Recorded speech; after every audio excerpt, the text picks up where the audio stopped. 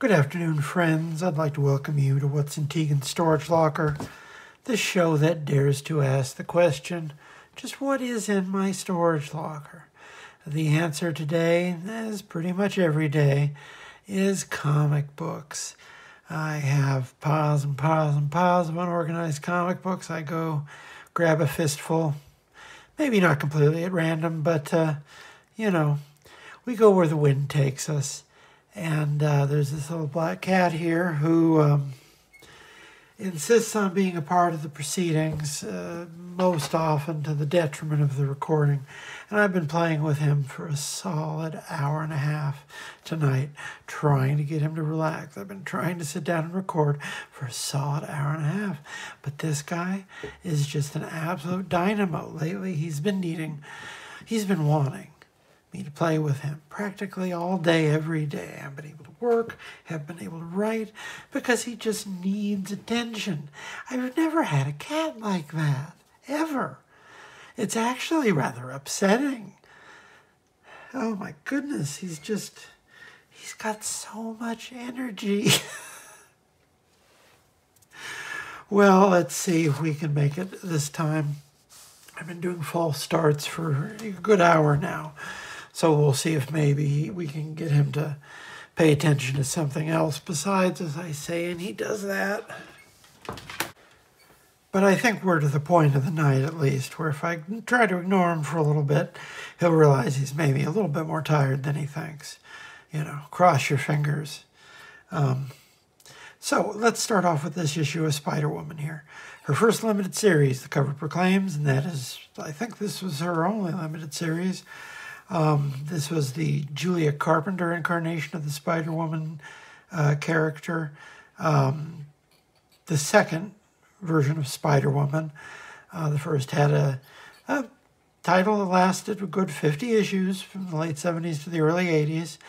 It ended rather ignominiously, sad to say, even though the character was fairly prominent. She had a cartoon. The book, it got canceled at issue 50, but it still had a pretty, devout readership, because the readership was upset by how the series ended. And she didn't stay dead for long, but the circumstance of her resurrection didn't put her, right back where she was. So she was still more or less shuffled off to limbo with, a few small appearances here and there for, over a decade and a half, really, until Brian Michael Bendis comes back and really makes a point of, incorporating her, or at least her, her Skrull doppelganger. That's another story for another afternoon. Anyway, so you may have heard recently something about Spider-Woman's parents studying spiders in the Amazon. This is that comic book. This is from the limited series that she had in 1993. Very, this shipped, cover date of January 1994. So, it shipped fourth quarter 1993. And, this was, no, honey. I tell you, folks, this behavior's getting on my nerves.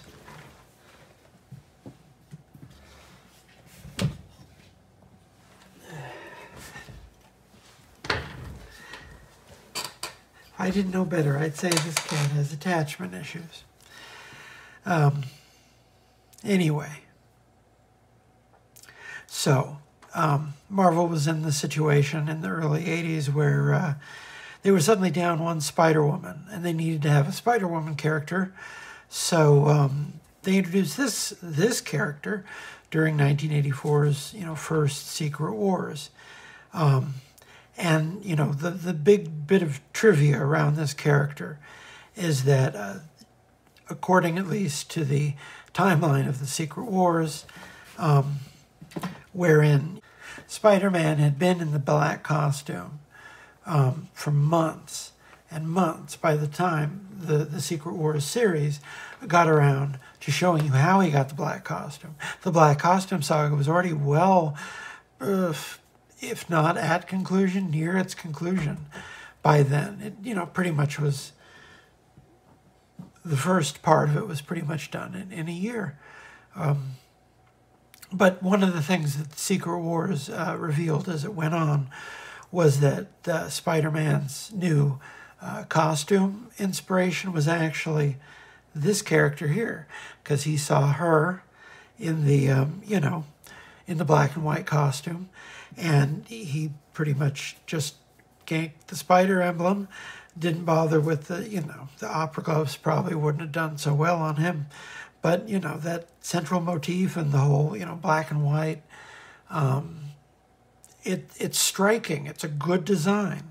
It is actually probably a better design than the first Spider-Woman, which I've always thought was a rather odd costume.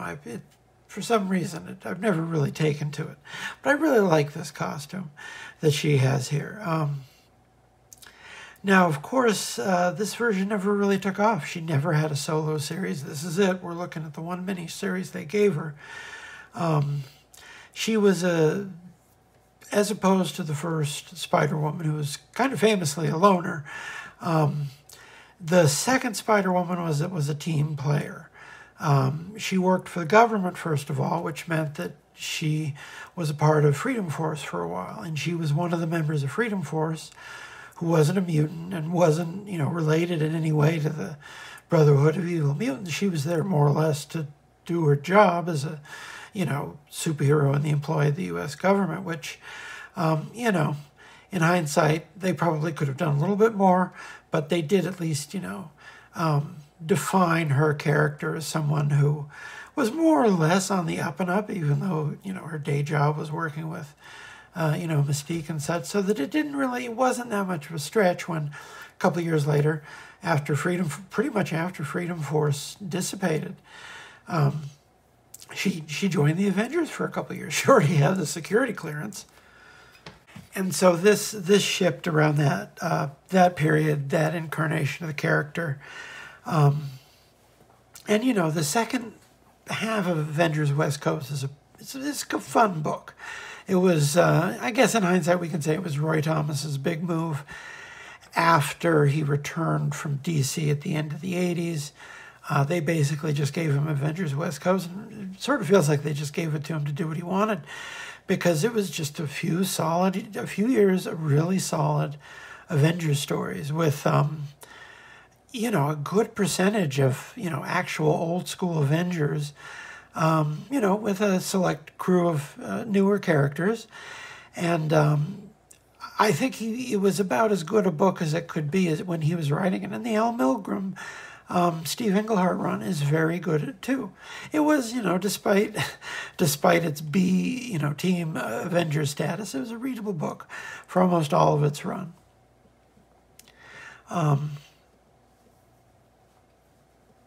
And, you know, this is, I think, where we see the virtues of someone like Roy Thomas. Because we don't think of him being a big 90s guy. But, you know, this was 93. He was still in it. He was still writing multiple books at the height of the 90s. You know, they had the big Conan revamp. I think maybe it was 94, maybe. It was probably 93.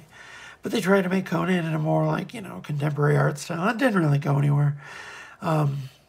It's just where the market was at the time. You know, Conan was... you know, he struggled. You know, he struggled without the newsstand. But we're getting pretty far afield here. Point is, apparently there's going to be a movie about this character and at least referencing these stories here, which is the craziest thing, because this isn't particularly a well-remembered character, and I've never really understood why she just didn't take with people. I liked her quite a bit. She had a pretty good backstory. It wasn't necessarily a lot of pathos, but, you know, she had family problems, and, you know, she had a daughter. And later on, they blinded her, and they put her in a completely different role, where she was basically the new Madam Web, which was, completely different from, what she was doing for, the first 20 years of her career, 15 years of her career. But, one of the problems this character, the Distaff Spider, there's always been a Distaff Spider book on the stands for most of the last few decades. When you look back on it periodically, but this one, I don't understand. They got rid of her almost as soon as, that she was written out of the, when Avengers West Coast and Force Works ended. She wasn't part of the Avengers books going forward after that. Kurt Busiek never even really did anything with her, I don't think.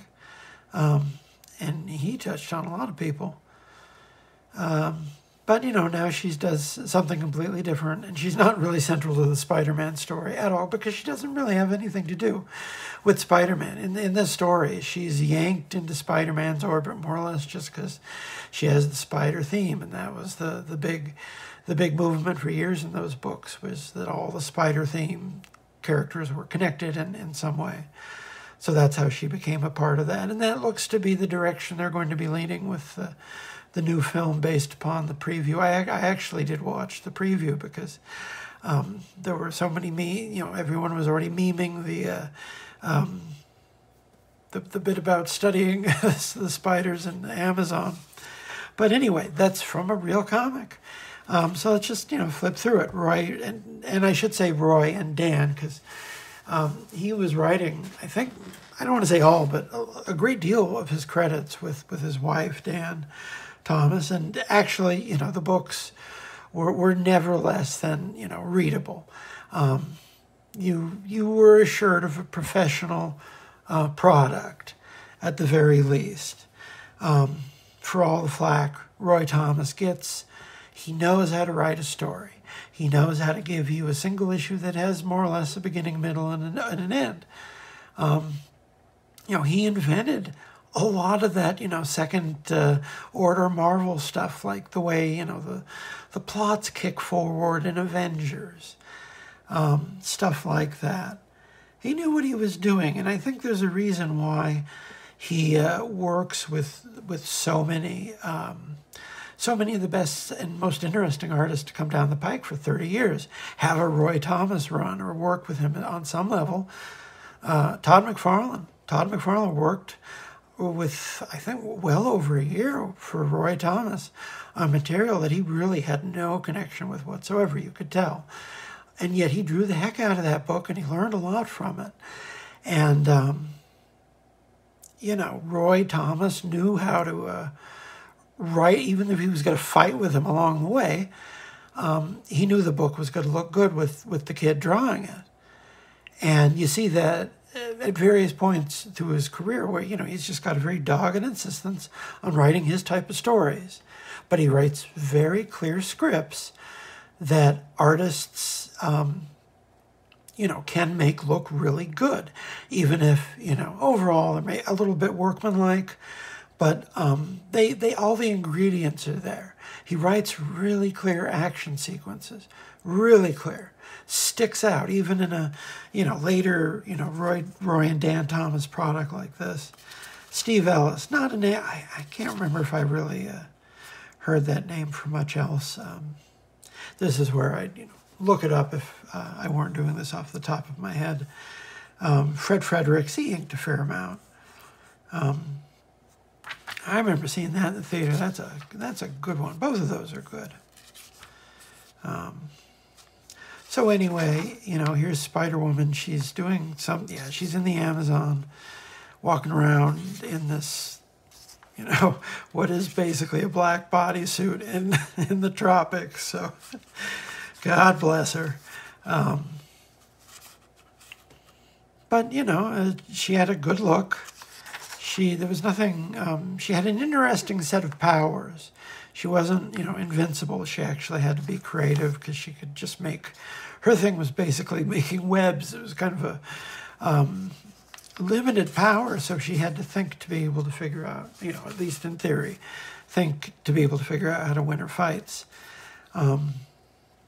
Here's an ad for around this time, 93, somewhere around this area, they had the 25th anniversary of G.I. Joe, where they made a big deal out of reissuing the 12-inch guy, because they also made a 3 3/4-inch version of the guy for once, because, you know, G.I. Joe started out as one character, this one dude. It was really purposefully kind of generic, but they even did a special issue in the back half of Larry Hama's G.I. Joe, where just this guy, this sort of really, you know, generic American soldier, the original G.I. Joe, comes and, you know, has a, you know, interactions with the latter day G.I. Joe cast, so to speak. One of the better issues of the later run of the series, I thought. You know, in as much as we can be pointing over, you know, G.I. Joe dolls. So, yes, she has to, oh, hello. She hops around. She has, you know, some sort of, something similar. I don't think she's quite as strong as Spider-Man, but I guess she can jump, you know, a little bit more. Not really a brawler, though. You know, she's got espionage training, so she knows how to move like a spy, at least in theory. I remember, can't remember if, I don't think I ever rented this, but man, they put a lot of ads in the book. You know, at this remove, you can't remember, like, did I rent that or did I just look at the ads a bit? I really have not given a lot of thought to video games, you can tell. So here are these guys. I'm not going to try to figure out what's going on here. Something to do with, they're studying spiders in the Amazon. Oh, wow. That should tell you where the market was at. You know, because this would have been, you know, a project that was in the pipeline for months. But, you know, they thought there was a market for Tech World trading cards. Tech World lasted 2 years. Did you know that? Tech War lasted like 2 years. That's a respectable run. You know, there's a lot of really great books that don't make it 2 solid years. Tech War lasted 2 years.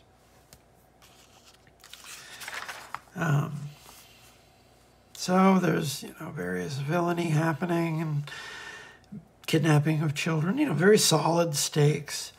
You know, she hears what's going on. She's going to investigate.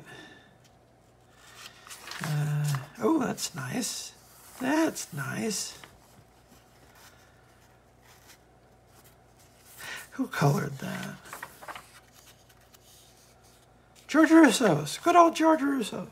He's been, he colored Alf. He'd been working in the bullpen since the 60s. And wow, that's actually like really nice. It's a decision, it's a choice to go with predominantly green for the forest. But he uses a lot of different shades of it. That's really nice. That's a really nice colored page. Good on you, George Russos. Yeah, so this isn't a completely, you know, this is kind of funky but interesting. This isn't an incompetent comic book at all. That's not faint praise, because this is 1993. There's no reason this had to be readable at all. And yet, you know, because Roy Thomas was writing it, at the very least, it was readable. I don't, you know, if I stopped to read it, I don't think I'd be all that impressed with the story. But, you know, clear action.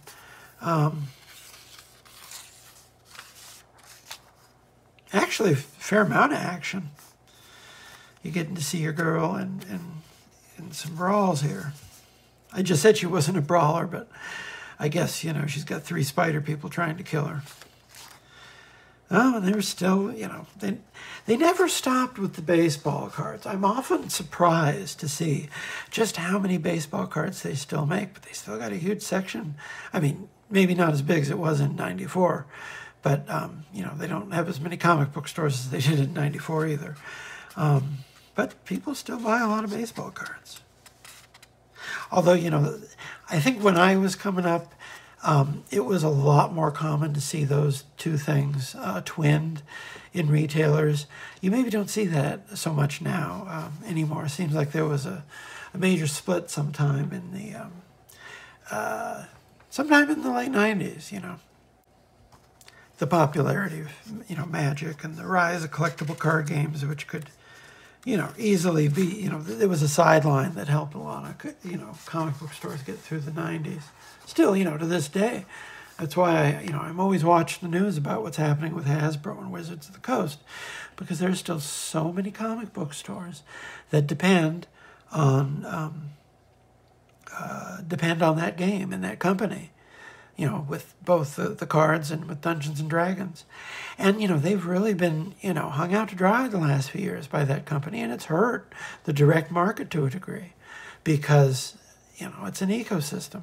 A lot of stores, they get money from games and comics. And if one of those really starts to suffer, you know, but, you know, the fortunes of Magic have often been, you know, sort of intertwined with comics because the game really came into its own in like 94, 95, 96, you know, early salad years where the early sets just kept becoming more and more valuable, except for Homelands. But it got popular right when people were coming out of comic books. And, you know, that's probably where, you know, some of those people went. And it stuck around. It became a whole new segment of the market that it's never really relinquished. And while I think, you know, you see a lot more, you know, standalone game stores, still a lot of comic book stores, you know, they just incidentally sell Magic cards because it's, you know, traditionally been part of the package. Although I know there are many stores who don't, you know, don't carry the Pokemon or the Magic, even just, you know, to keep booster boxes on the counter or something. So, you know, this is probably still getting a bit late to be offering this many books. You know, Wonder Man had a book for over 2 years to give you an idea of where the market was. You know, Silver Sable lasted, I want to say, 25 issues. It's on issue 20 now. So they're about to have a culling here, you can see. Although, weird thing is, yeah, it looks like there's one very, very significant launch in this week in time. In all this 90s excess, you know, all these books that are, you know, just not going to find the receptive audience that they would have even a year previous because the industry is dying. You see Marvel's #1, beautifully painted by Alex Ross. Kurt Busiek isn't even mentioned. That's just like this weird little, you know, 2 lines in the hype line. And then it hit like a bomb. Because, you know, the market was being flooded. It was a kind of a dark time. It was what people needed. And I was surprised recently to go back. I'm always surprised to see just how early it was. It shipped at the end of 1993. It's, you know, part of the class in 1993. Mike Lackey, he's talking about the Harrowers. That was a very short-lived Hellraiser spinoff. The interesting thing about it was it had Gene Colan art for a couple issues. I've never actually seen any copies of it. I think I've only ever seen them, like, you know, on bootlegs online. Not a series that sold very well. They must have sold a lot of Hellraiser comics at some point because they really, you know, were bullish on Clive Barker for a couple years there. But because there's, you know, the Barkerverse is well underway. But, you know, the Barkerverse didn't really go anywhere, and I don't think anyone involved was that excited about the results. Rick Parker cartoon. Let's see. And, you know, here's your, I think that was Val Cooper, I'm guessing. She came up the other in the other issue, I guess. Is that what it looks like, Val Cooper? Ooh, next, Venom. See, Roy Thomas knew how to play the game. He was putting Venom, guest appearances into his series, just like the kids. They're hyping the marriage here. The end of Alpha Flight, because that's Alpha Flight 130. Last issue, as many characters die. The Marvel Comics Presents actually still had a good couple years to go. So definitely a time of flux. They were soon. Oh my God! Look at that subscription. Yeah, there's a lot of books on here that didn't make it past 8 issues. They were publishing way too many titles, by any measure. By any measure. Oh, and they apparently published a Thomas the Tank Engine magazine too. That probably sold.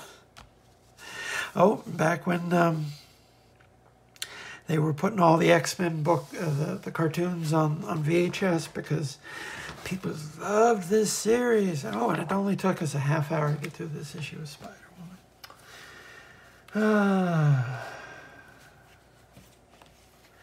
What can I say? How about something completely different?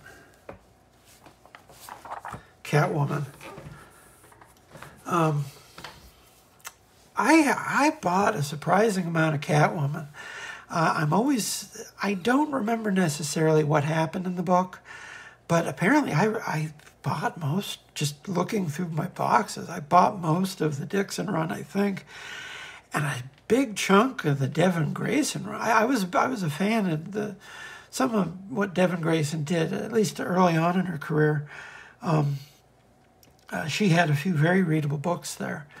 And I liked her Catwoman because she was working with Jim Balent because Balent stayed on the book for, I think, most of this volume of it. He had a very long run on this title.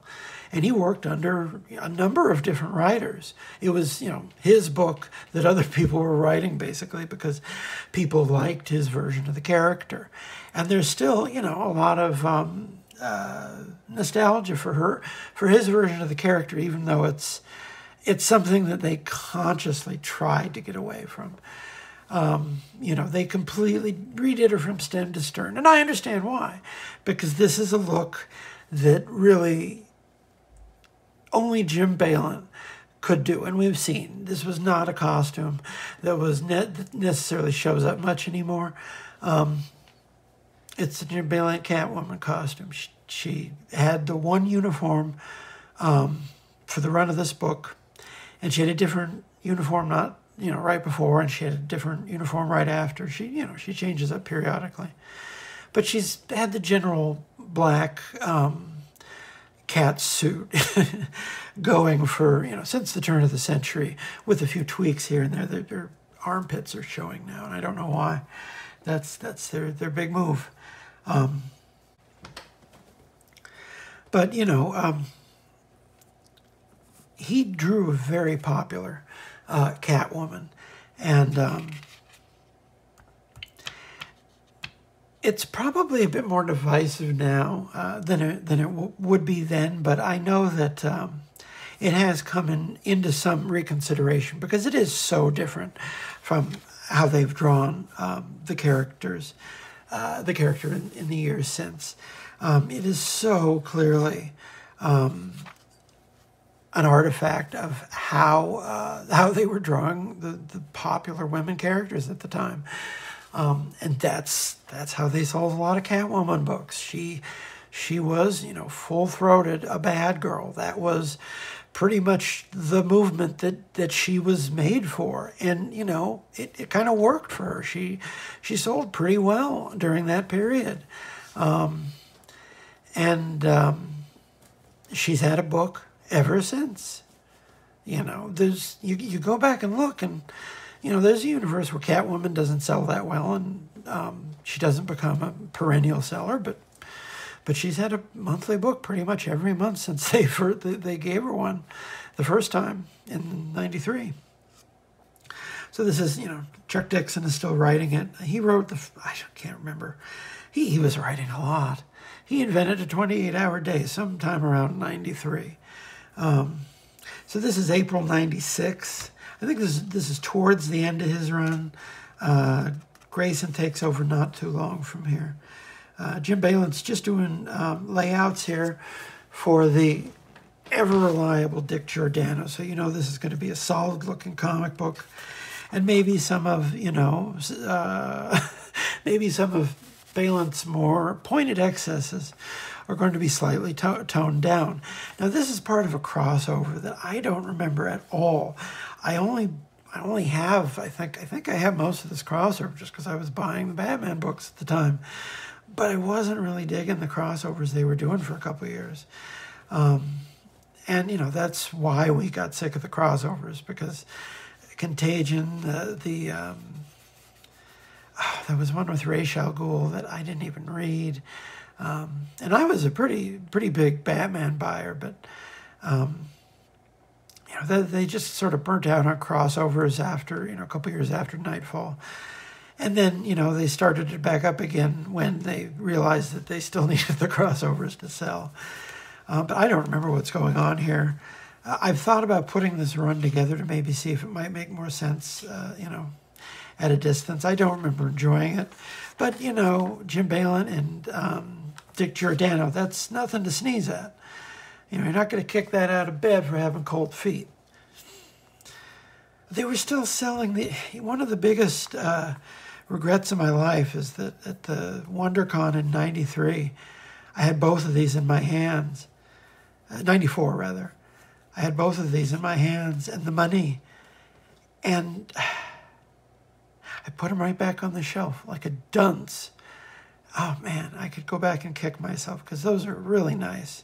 These were the ones Marvel Comics did around like 89. When they were first getting into doing hardcover books, and they had, for the time, really decent production values. And I just put them right back on the shelf like a dim bulb. Oh, here's a Kingdom Come ad again. Oh, they're in Miami. She's chasing an Inuit for some reason or other.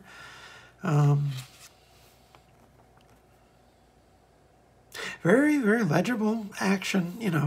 Balent didn't get where he was on pixie dust. He knows how to, tell a story with pictures. Actually, this reads really well. No flies on this at all. The Rachel Pollack run of... That's so interesting, considering what she's known for now with the Doom Patrol. This looks like a very... I don't know. I've not read this run, New Gods. I think I picked up with... when John Byrne went back to it, of course. You know me. Maybe it's more interesting in hindsight. I don't know. I don't remember it being... They would keep restarting a New Gods book. They had enough to keep it going if they, rebooted it, every couple of years. So, that's fun. She's a fun character to watch move around the page because she's, she basically does whatever she wants. That's Catwoman's appeal as the protagonist, is that, she doesn't really take no for an answer about anything. Batman and Robin Adventures, that turned out to be, one of the best books of the 90s, I think, in hindsight, over the long course of its run. And I don't have any idea what they're doing. Something to do with, crime, toughs, gangs. And there's our girl. Yep. Yeah, it's, at some point, Catwoman became someone who basically, is a thief part of the time when she's not actually just, doing more or less,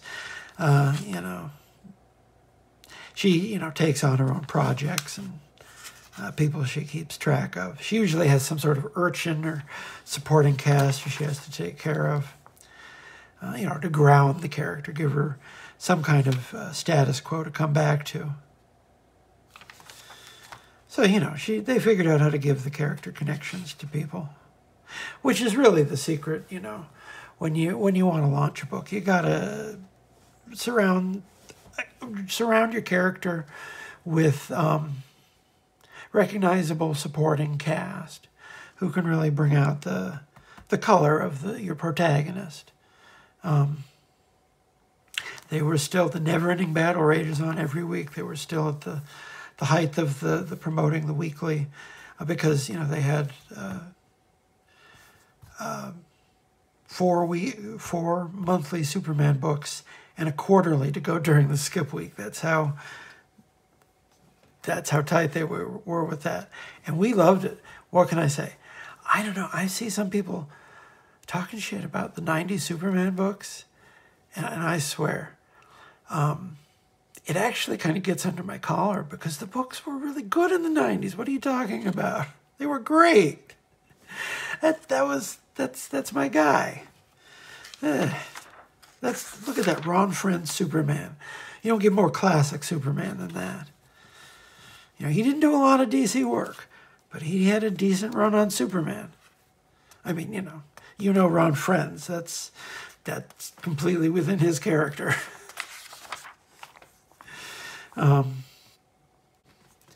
So I guess, since this is a crossover, she's going around and doing something that has very little to do with, whatever is happening in her book at the time. I've no idea. Do not ask me what was going on in Catwoman 30 years ago. It was rather a book that passed through the mind like cheap champagne, shall we say. Enjoyable at the time.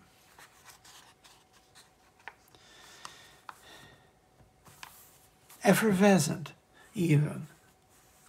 Because, the character, she basically she became a headliner, and there have been a lot of Catwoman stories over the years. I certainly haven't read them all, although I really do like the character. I don't necessarily think it was a great idea to involve her so closely, almost getting married, but I guess it was an inevitable story beat for them to do. Even if, it's always better if it's one of those almost things, because, both of them have weird lives that keep them from, and, ultimately that it did end up being what it was. But, no, they were really pushing the Batman Forever on pay-per-view. That movie made a lot of money. And they were doing discounts on Six Flags.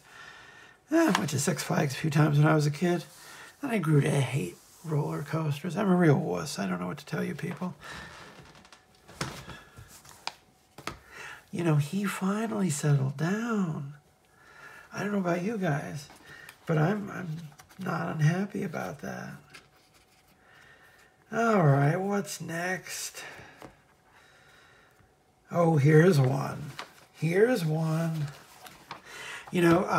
I'll just say up front, there's a very good chance I might one day, I'll break down and do this for the TikTok channel, so don't be surprised if you do see it on there. But it's been knocking around the boxes for a while, because I don't think I paid more than 50 cents for this. I hope I didn't pay more than 50 cents for this. Not because I think it's necessarily a bad comic book, but it's just not a very valuable comic book. It's a kind of a buried treasure, so to speak, because it's a monthly book by Steve Ditko. Not even towards the end of his career. This is, the middle of his career. He still had decades to go on, mostly his own material, but not completely without some, dalliances in the mainstream. Speedball, I think it lasted the better part of a year. And it was all Steve Ditko, as close as we were going to get to ever see him rebooting someone like Spider-Man. Because Speedball, at least in his original incarnation before, let's say before Civil War, although they've, restored him in recent, it took a very long time to, arduously turn the bus around on that one. But the last few times I saw him, he was looking more or less like himself. But he was Well, he had very goofy powers that made sense to Steve Ditko, and they're not unintuitive, but it's not something that anyone would think of because it's really weird. It's the same type of thing as the Shade the Changing Man, because it's basically just a character that has a weird nimbus of energy around them that they use as kind of a force field. Shade the Changing Man, he could turn into these giant illusions that would, terrify the people around him. And he basically is invulnerable. And inked by Jackson Geist. So, there's some... Yeah, he inks the whole book. Now, think about that. Jackson Geist inking Steve Ditko for a whole book. So why doesn't this series have a better reputation? I think it's because the character himself, he got a reputation as just a silly character who probably wasn't going to amount to much. So even though people used him quite a bit, he never, he just didn't have a lot of respect. Even though he was, an integral part of the New Warriors, and then Civil War happened. And the weird thing is that series they did where he was Penance, that was actually a pretty good series because they got Paul Gulacy to do it. I might track that down and put it on the show someday because that was a good series. I don't have a hard copy of it. But that story notwithstanding, kind of a silly detour.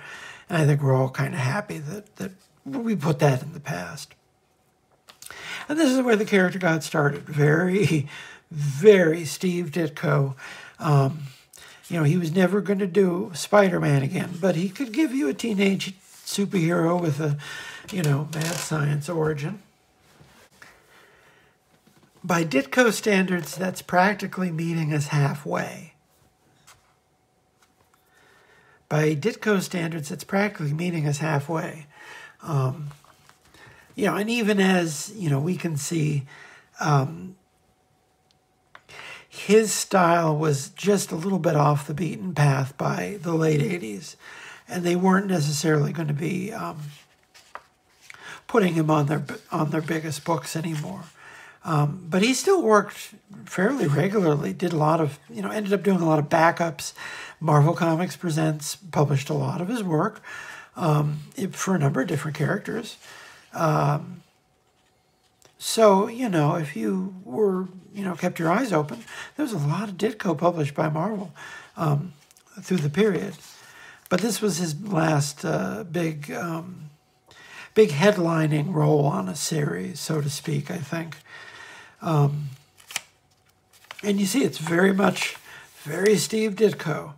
You see a lot of stuff happening on a page, medium-sized figures in the panel, expositing at one another about, some sort of weighty ethical conundrums. And then there's a schmuck in a sweater getting bullied by, this is supposed to be 1988. People weren't dressing like this in 1988, I don't think. I was going to school in 1988. I don't remember. There's a lot of things going on in this comic. He's at least trying to draw interesting clothes for people, but they all sort of look like, they just look strange. They're just slightly not cut, like normal clothing. But yeah, wow, this is, see? He's doing these screen tones. How interesting. That is a nice looking comic book right there.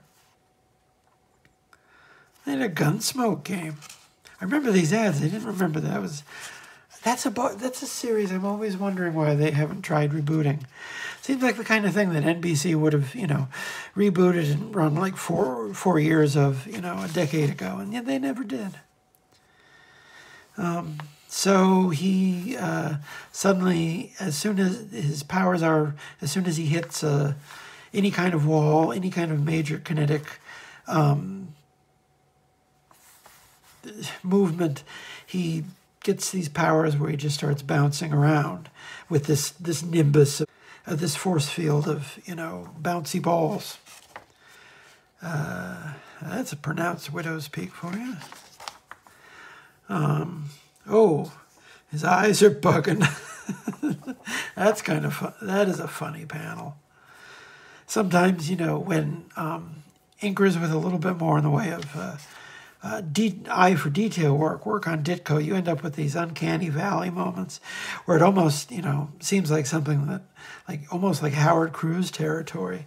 These really cartoony figures with a lot of, little details on them. Still the Olympic prize ads.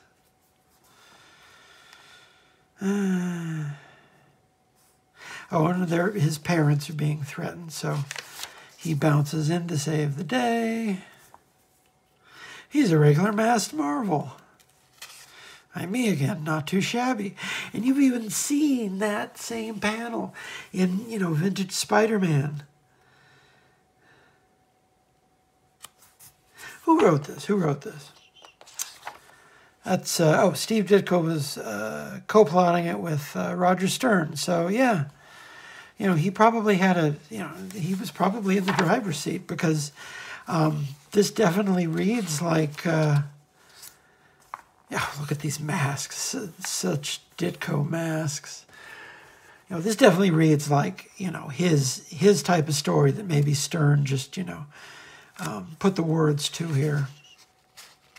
Working more or less Marvel style here, I can imagine.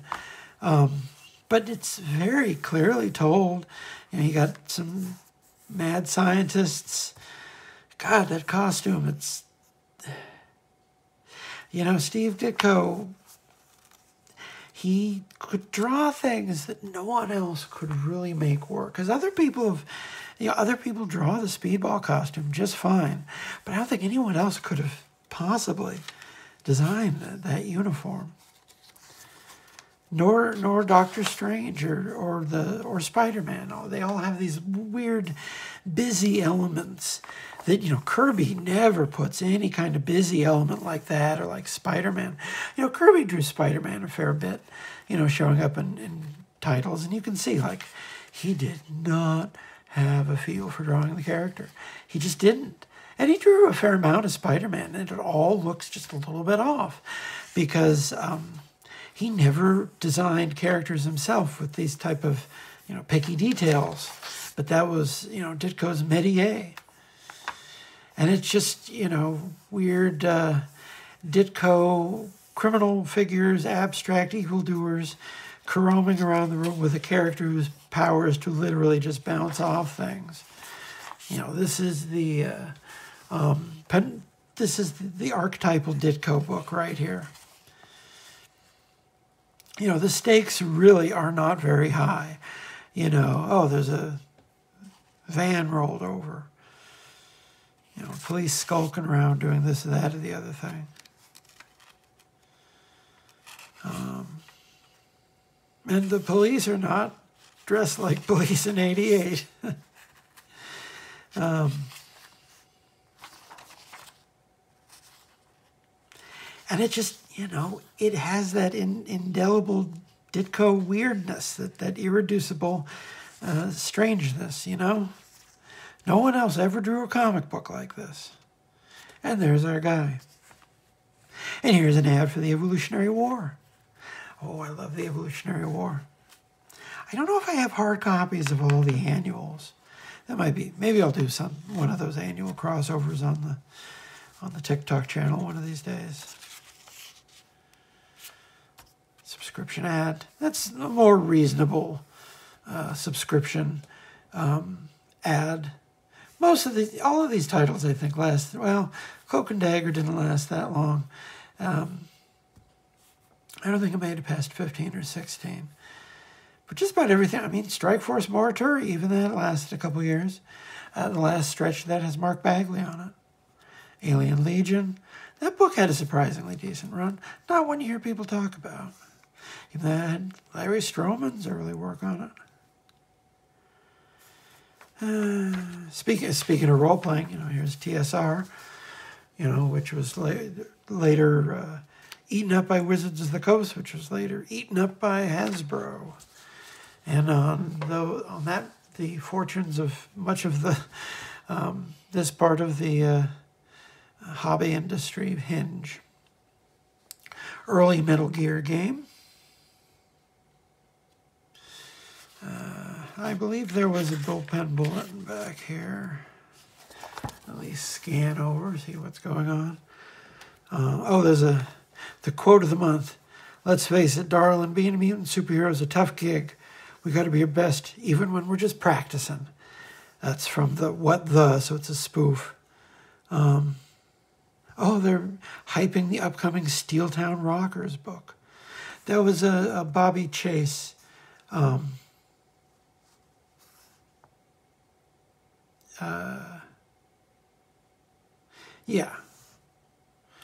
was a Bobby Chase joint, so to speak, as an editor. I liked her books. I read just about everything she put out because she was the editor for The Hulk. She's the editor of The Nth Man, which, I think I've covered as an excellent book. Steeltown Rockers, one of the best Marvel books from this period that no one remember. Well, hopefully at least a few more people remember it since I read it on the TikTok channel. They're launching Marvel Comics Presents.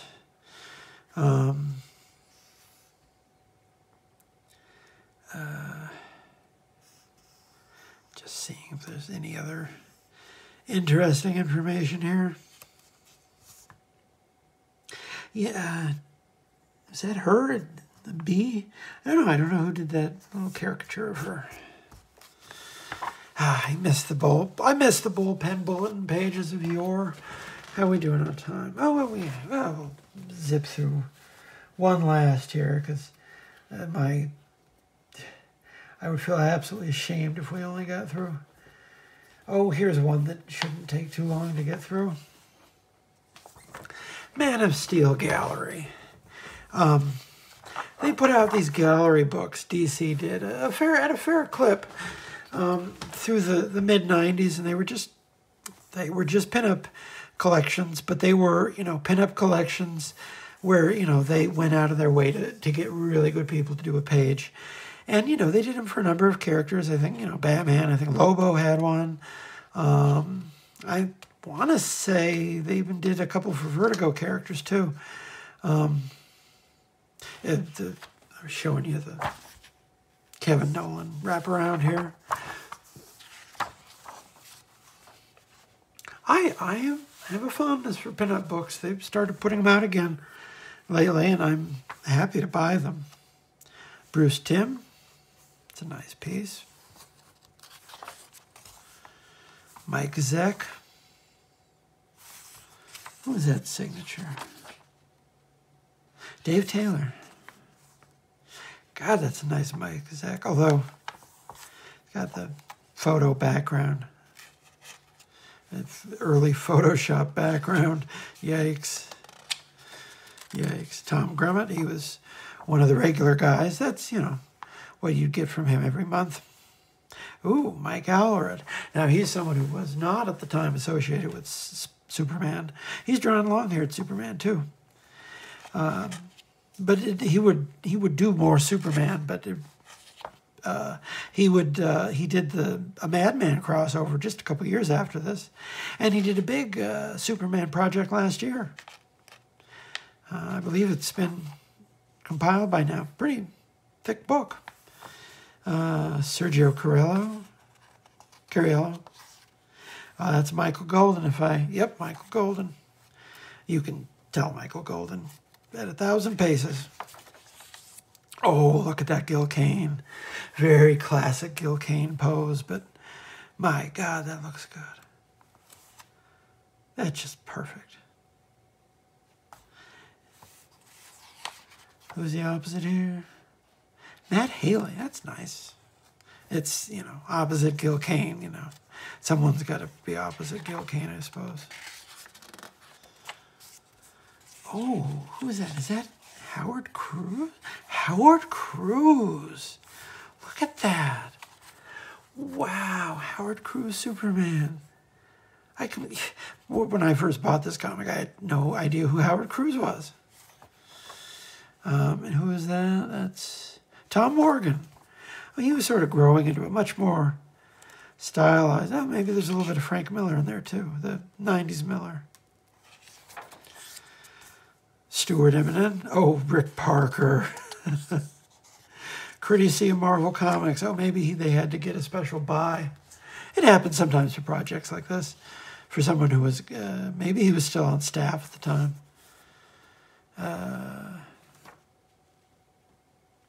But, you know, they did stuff like that now and again. Oh, Alan Davis. That's Alan Davis. Well, there you go. That's a testament, I think, to Stuart Eminem. That's a pretty feasible Alan Davis right there. Or that I would mistake him for Alan Davis. Is that Dusty Abel?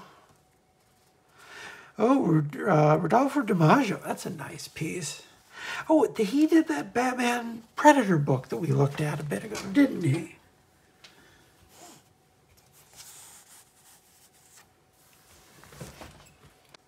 Gosh, but that is a nice piece.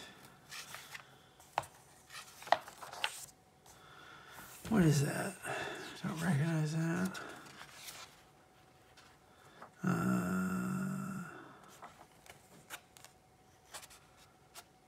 Paul Peltier? Peltier? Very, very early work from him. I really like his later stuff. That's John Bogdanovich. He was one of the main guys. He drew a long run on Superman. Oh, Al Plastino. Al Plastino and Ted McKeever. Wow. Man, that is a spread. Jeez. Ooh, look at that Dave Gibbons. Oh, that's a nice piece. Howard Purcell.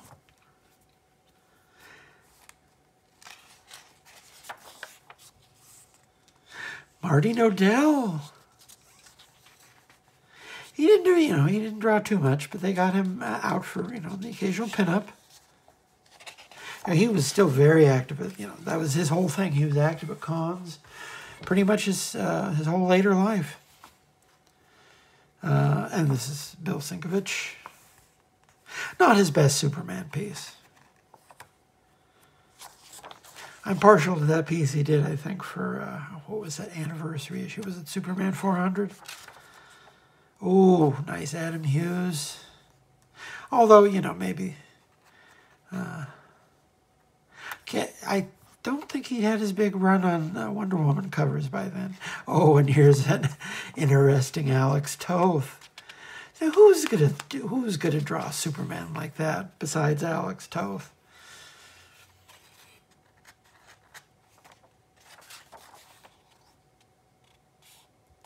Who's that? Oh, Colleen Doran. Oh, that is a nice piece.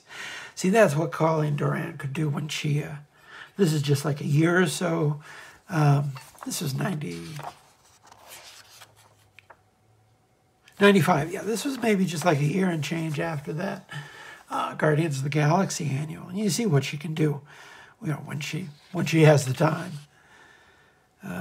So there's Eminem. There's Eminem. Oh, man, he was already so good. Already so good. That's Ken Stacy. I'll bet you anything. Get Ken Stacy. There's Kurt Swan with Joe Sinnott.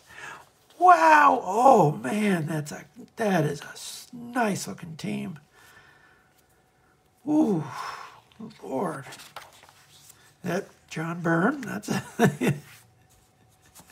That's fun. That's fun.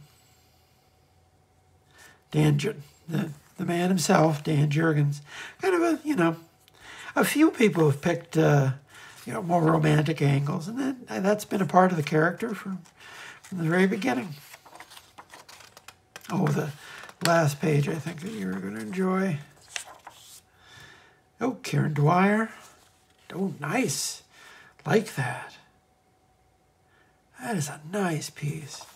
See, is anyone else credited with color? Oh, Karen Dwyer with Greg Wright. Oh, Greg Wright. Well, there you go. That's why that looks like $1 million. Jeez.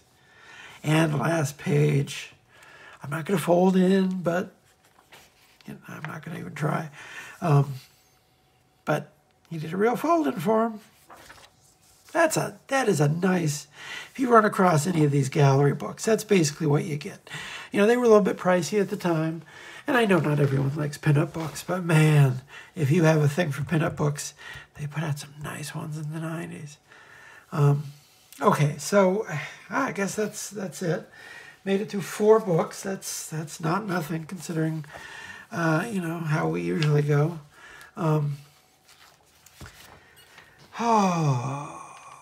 I got a newsletter.